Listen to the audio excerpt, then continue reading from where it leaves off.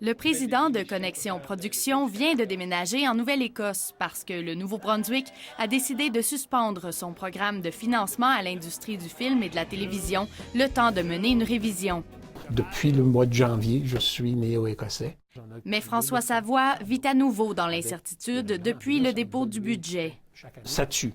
Si la province de la Nouvelle-Écosse reste avec ce qu'il propose, dans 3 mois, il n'y aura plus d'industrie.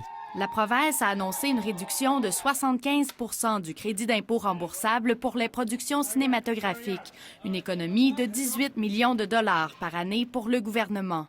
La vraie coupure, là, ça va être près de 400 à 425 millions de dollars. Quand on va faire le calcul de toutes les retombées, plus le dommage culturel, touristique et l'image qu'on projette.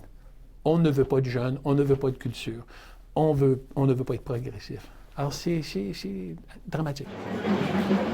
Environ 2000 personnes travaillent dans l'industrie du cinéma en Nouvelle-Écosse. La décision du gouvernement soulève un tollé. We're working to have a solution.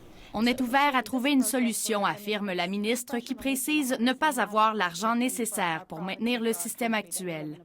Les travailleurs de l'industrie du film et de la télévision croient que plus la Nouvelle-Écosse tarde à rétablir un financement adéquat, plus elle risque de perdre sa réputation de terre d'accueil pour le cinéma.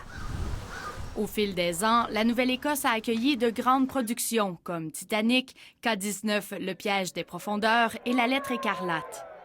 Damage has been done. Projects have been lost. Selon ce porte-parole de l'industrie, des projets ont déjà été perdus et des travailleurs ont quitté la province. Une situation qui risque de s'aggraver si une entente n'est pas conclue rapidement. Ici Marilyn Marceau, Radio-Canada, Halifax.